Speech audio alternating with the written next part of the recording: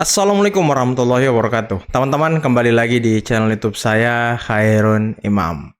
Nah, ini ada video yang sangat menarik untuk kita simak bersama-sama di mana Ibu Irma Suryani lagi-lagi memberikan pembelajaran, pemahaman, dan sedikit skakmat terhadap anak Abah dan juga jubir PDIP terkait dengan pilkada serentak ini, teman-teman. Karena apa? Ya, kalau kalian lihat di beberapa tayangan-tayangan di TikTok, di media sosial, itu mereka ini utamanya mungkin Partai Banteng ya, sudah menggaungkan bahwa terjadi kecurangan, bansos, eh, pengerahan aparat penegak hukum dan lain-lain. Nah, ini sudah digaungkan oleh mereka, teman-teman. Jadi seolah-olah kekalahan mereka itu ya karena kecurangan lagi, seperti yang mereka lakukan ketika Pilpres, teman-teman. Teriak curang-curang. Di sini Ibu Irma Suryani langsung menjawab itu semua, teman-teman. Dan saya pikir jawaban Ibu Irma ini sangat mencerahkan dan mencerdaskan, teman-teman ya. Oke, sebelum kita masuk ke videonya, jangan lupa like, subscribe, dan share. Dan tanpa perlu berlama-lama lagi, mari kita mulai videonya berikut ini. Iya, Assalamualaikum warahmatullahi wabarakatuh. Waalaikumsalam Ibu warahmatullahi. Karni Ilyas, terima kasih. Kalau saya melihat dengan kejadian hari ini, ya pilkada DKI yang begitu lancar, baik. Kata-kata yang ingin saya keluarkan pertama-tama adalah nggak benar kalau selama ini ada yang bilang bahwa pemerintah ikut campur atau karena bansos atau karena kecurangan. Kenapa? Kalau pemerintah atau karena bansos, karena yang lain-lain itu menjadi satu tolok ukur untuk sesatu calon bisa menang, pasti RK sama Suswono menang. Betul banget. Itu yang pertama. Artinya memang kehendak rakyat, memang rakyat memilih. Rakyat memilih orang yang memang dianggap mampu dan mau, Kompeten. bisa mereka andalkan. Itu harus saya akui, harus kita akui semua. Yang kedua, kalau soal endorse, mohon maaf, kita sama-sama tahu semua pihak juga punya endorsement. Dan saya juga banyak melihat di TikTok, di media sosial gitu ya, semuanya juga mengeluarkan bansos, mengeluarkan seserahan lah gitu ya Cindera pada mata. masyarakat. Yang namanya sembako, dua pihak juga sama mengeluarkan hal yang sama. Dan itu terjadi biasa di seluruh Indonesia menurut saya. Termasuk di dapil saya sendiri. Dapil saya sendiri kebetulan alhamdulillah Herman Deru Ciujang dari Nasdem, PSI dan Demokrat, kita menang 70%. Menang loh. Kalah itu yang namanya endorse-nya Gerindra sama Golkar. Ya kan? Artinya nggak terbukti dong yang namanya kecurangan pakai bansos dan lain sebagainya. Menang kok kita. Dan kita juga nggak sama sama mereka. Apa yang mereka perbuat ya kita perbuat. Jadi kita juga nggak usah jualan-jualan lagi lah yang namanya adu domba, fitnah. Itu udah cukup lah untuk bisa membuat Indonesia ini acak-acakan. Kalau endorse, kita bisa lihat Trump juga mengendorse Elon Musk. Ya, berapa banyak itu yang di-endorse oleh Trump untuk bisa menang.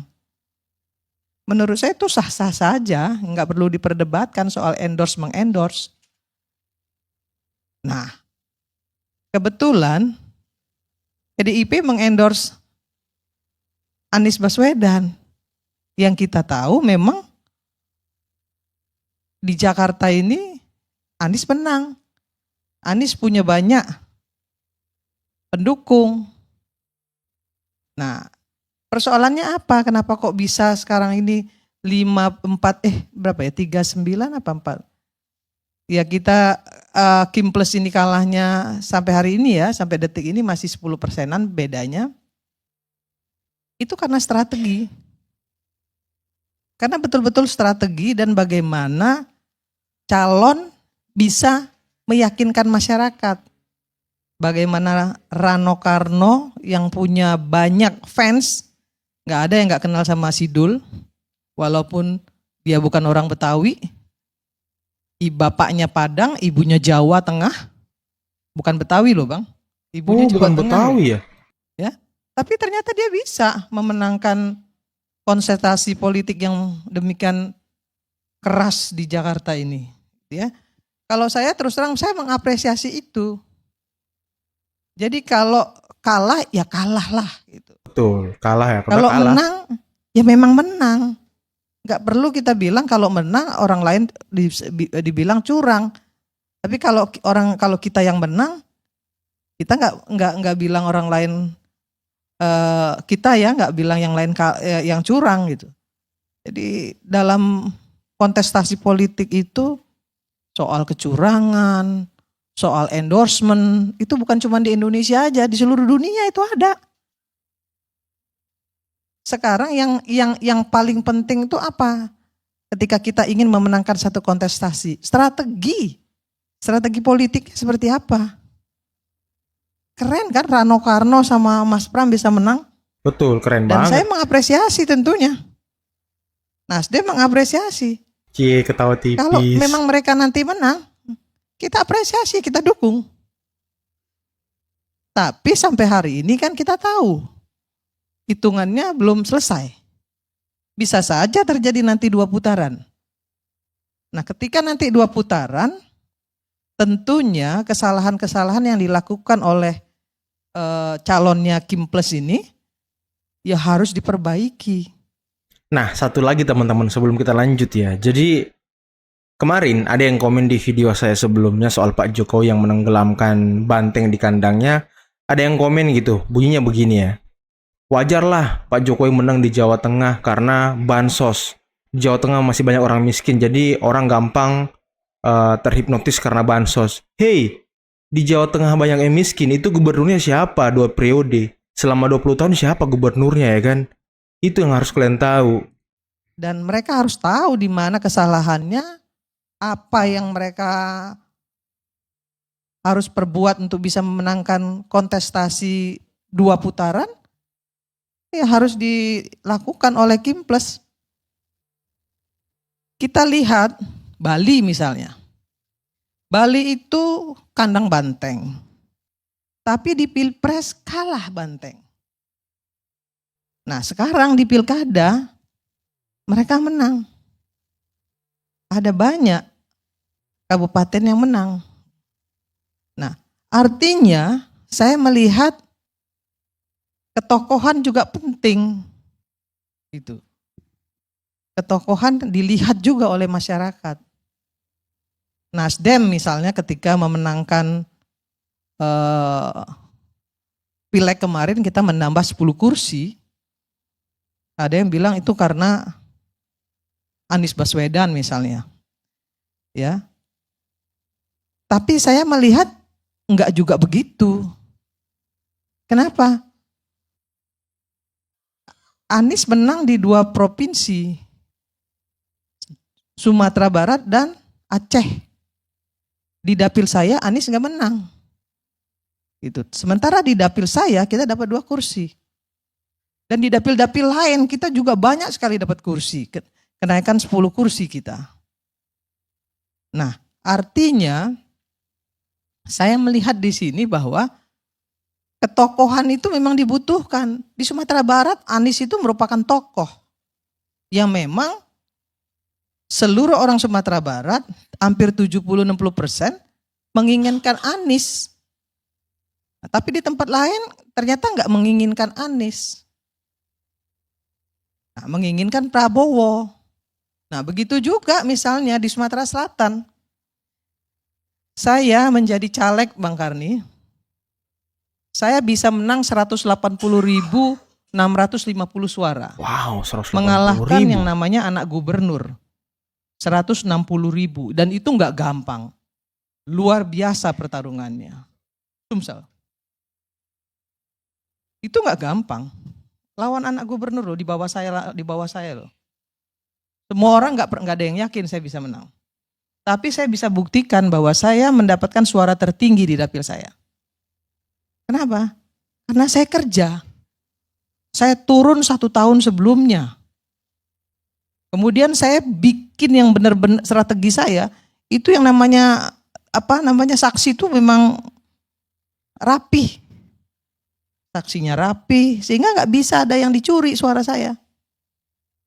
Kalau ada permainan, semua nggak ada yang nggak main. Betul, nggak ada yang nggak main. Pasti Sama, main Bang. semua, iya. Nggak ada partai yang nggak main, semua main. Nggak usah sok bersih ya Saya kan? ini saksi hidup masalahnya. Kalau orang nggak pernah nyalon, ya nggak pernah nyalek, memang kalau ngomong tuh enteng gitu ya. Wah begini, asumsi begini. Tapi coba nyalon, biar tahu Keren banget tuh Bu Irma. bagaimana situasi beceknya lapangan itu seperti apa. Gitu. Nah, kita berharap dengan kontestasi yang ada hari ini di seluruh Indonesia, kalau saya dan kami di Nasdem pribadi, yang paling penting dari semuanya adalah kekalahan atau kemenangan itu jangan sampai merusak persatuan dan kesatuan bangsa. Cukup sudah. Jangan hadap-hadapkan rakyat dengan rakyat dan jangan hadap-hadapkan rakyat dengan pemerintah. Kapan pemerintah mau kerja? Kasih waktu mereka untuk kerja, kemudian kita koreksi. Kan itu yang harus dilakukan. Nah, terkait lagi misalnya Sumatera Utara. Kenapa Bobi misalnya bisa menang? Ada yang mengatakan bahwa karena endorse Jokowi misalnya seperti itu. Kita sama-sama tahu Sumatera Utara itu kandang banteng. Betul, kandang banteng. Seberapa besar Jokowi juga nggak datang ke sana. Nah, tapi yang saya lihat justru malah sebaliknya. Strategi yang dilakukan oleh masing-masing paslon itu yang membuat dia bisa memenangkan pertarungan. Nah, bagaimana juga catatan perjalanan sebelumnya, incumbent Rekam jejak. yang selama ini merasa dia sudah bisa memenangkan pertarungan, ternyata kalah. Kenapa? Karena selama ini nggak membangun wilayahnya. Wow. Dan masyarakat pasti ngelihat itu. Selama di tangan si A, ya kan, provinsinya nggak maju. Sumatera itu Bang, saya kasih tahu, provinsi yang paling bagus pembangunannya, yang maju pembangunannya itu Sumatera Selatan. Lampung, itu luar biasa pembangunannya. Coba lihat Sumatera Utara, padahal dulu Sumatera Utara tuh, sentral ya kan, kota paling besar di Sumatera. Betul, sentral. Kalau di Jakarta, di Jawa kan Jakarta sama Surabaya. Tapi kalau di Sumatera itu Medan, siapa yang nggak tahu Medan? Betul. Tapi lihat Padang, ya kan, 3 kali melakukan kontestasi politik, kalah terus orang-orang Sumatera Barat. Karena memilih 3 calon yang selalu kalah. Tapi kan itu komitmen. Ya kita nggak bisa bilang juga. Ya komitmen mereka terhadap satu calon. Nah, dari semuanya ini, saya ingin menyampaikan kepada kita semua, berhentilah untuk mengadu domba rakyat dengan rakyat, ya, hanya untuk kepentingan partai politik. Kenapa sih nggak belajar untuk mencintai Indonesia? Menerima kekalahan dengan legowo? Ya kan? Kalau menang, jangan jumawa dan jangan juga kemudian menjadi diktator. Kan gitu. Maka kemudian kita semua harus menjadi kontrol sistem yang efektif terhadap pemerintah. Kontrol sistem itu nggak hanya dilakukan oleh DPR. Karena kita tahu DPR itu kan isinya partai politik. Ya, sangat sulit melakukan kontrol sistem yang efektif melalui DPR. Karena semuanya kepanjangan tangan partai. Nah, siapa yang harus melakukan kontrol sistem yang efektif terhadap pemerintah? Ya kita semua. Tapi kalau kita hanya bicara satu orang mengkultuskan satu orang saja, Prabowo saja, Jokowi saja, Anies saja misalnya, menurut saya Indonesia ini hancur. Kenapa? Karena nanti saling serang. Si A bilang Anies yang paling hebat, yang paling mampu, yang paling bisa. Si B bilang Prabowo dong. Si C bilang Jokowi. masih yang paling hebat. Nggak ada selesainya, Bang. Nah, ini yang harus sama-sama kita pahami. Nah, saya melihat ada tokoh-tokoh masyarakat, tokoh-tokoh politik hari ini yang ada hadir di sini juga. Kenapa kita nggak belajar untuk mencintai Indonesia secara sederhana? Kita lihat dong, ke depan mau jadi apa kita? Pertarungan nggak ada masalah. Perbedaan politik wajar-wajar aja. Nasdem, begitu kita tahu bahwa MK memutuskan ini bisa maju, Pak Gibran bisa maju, dan kemudian kita bertarung habis-habisan. Jangan salah loh. Nasdem itu bertarung bukan cuma sekedar mendukung pakai kursi doang, tapi pakai duit juga. Di Pilpres kemarin. Kita bertarung luar biasa. Pakai duit tapi apa juga, yang guys. Apa yang terjadi? Kalah. Nah, ketika kita kalah, Pak Surya bilang ke kita semua, ke kami semua di DPP, ya sudah. Kita dukung yang menang. Kenapa kita dukung yang menang? Karena kita nggak mau terus-terusan ribut. Kapan pemerintah akan bekerja kalau kita ribut terus? Nggak ada gunanya. Kepentingan partai harus di atas. Kepentingan bangsa dan negara harus di atas kepentingan partai politik. Wih, keren banget. Itu prinsip Nasdem. Maka dalam situasi pilkada DKI ini pun Nasdem berpikir hal yang sama. Kalau nanti Pram dan Rano yang menang, ya kita harus dukung dong. Kita harus dukung. Tapi kalau ternyata nanti 2 putaran, karena memang kami mendukung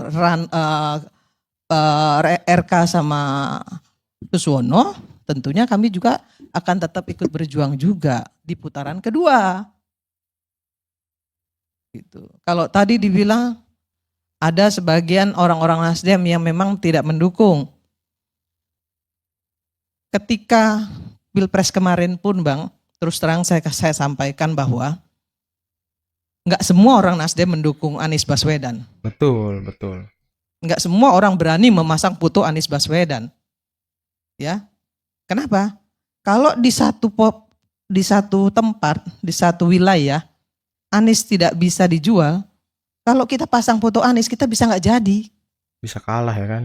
Dan itu juga dilakukan kawan-kawan PDIP diam-diam. Jangan salah, saya tahu persis juga. Kawan-kawan juga bicara. Takut juga mereka nggak menang. Misalnya Ganjar di tempat nggak bisa dijual.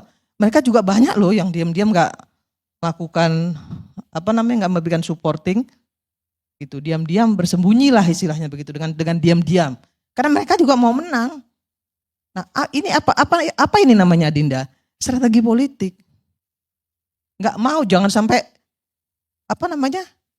icitibeh. Ya, mati siji mati kabeh. Ya enggak gitu juga dalam politik. Gitu. Jadi enggak selamatkan diri masing-masing ya kan. Iya. Ya kita enggak boleh juga.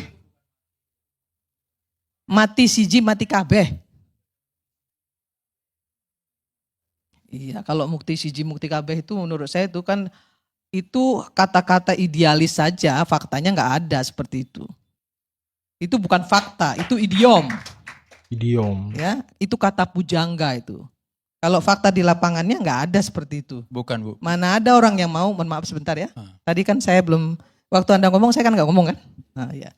Jadi menurut saya hal-hal seperti ini harus menjadi teladan bagi kita semua. Kalau nanti Pram sama Rano menang, yuk kita dukung. Kita dukung, betul. Tapi kalau misalnya terjadi 2 periode, tentu Kim Bertarung Plus ulang. juga akan berusaha semaksimal mungkin untuk Betul. bisa memenangkan pertarungan. Gitu. Baik, Bu. Ini bukti bahwa, Bang Karni, bukti bahwa tidak ada kecurangan di Pilkada DKI. Artinya di seluruh Indonesia juga tidak ada kecurangan. Kenapa? Karena semua partai, karena semua Bermain. calon punya saksi. Betul. Sama seperti yang saya lakukan. Dan itu saya sendiri mengalami. Nggak ada satupun suara yang bisa direbut orang karena saya betul-betul menjaga C1 plano saya. Ya, kalau itu dijaga, nggak akan ada orang yang bisa curi. Nah, itu saja mungkin Bang Karni. Terima kasih. Mudah-mudahan kita semua menyadari bahwa demi kepentingan Indonesia, ya kita janganlah ya hadap-hadapkan rakyat dengan rakyat dan hadap-hadapkan rakyat dengan pemerintah. Terima kasih. Nah teman-teman, itulah tadi penjelasan dan penjabaran dan juga pemahaman yang sangat luar biasa dari Ibu Irma Suryani ya. Saya tahu Ibu Irma ini sangat sangat negarawan. Beliau selalu mengedepankan kepentingan bangsa dan negara dibanding dengan kepentingan partai politik, teman-teman ya. Dan tadi sangat luar biasa, kembali Ibu Irma selalu mengingatkan kepada kita semua, jangan menghadap-hadapkan rakyat dengan rakyat dengan pemerintah. Karena ya kalau itu yang kita terus lakukan, ya kapan pemerintah pusat bisa bekerja? Pemerintah hanya mengurusi hal-hal pertengkaran dalam negeri, pertengkaran antar sesama anak bangsa, dan ya amit-amit nanti terjadi hadap-hadapan antar anak bangsa, teman-teman. Ini yang tidak kita inginkan. Kita ingin maju sebagai bangsa, kita ingin maju sebagai negara yang superpower, yang memang bisa mensejahterakan semua rakyatnya. Ya, seperti kata Pak Prabowo, itu semua bisa kita lakukan kalau kita bersatu. Kalau kita tidak bersatu, sulit untuk mencapai itu semua, teman-teman. Dan tadi Ibu Irma sangat objektif. Beliau mengatakan ya semua curang, semua bermain gitu. Dan strategi Bu Irma tadi sangat luar biasa ya, menjaga C1 agar tidak direbut dan diambil oleh calon lain. Karena kan biasanya bermainnya di situ, teman-teman. Saling rebut suara, saling curi suara.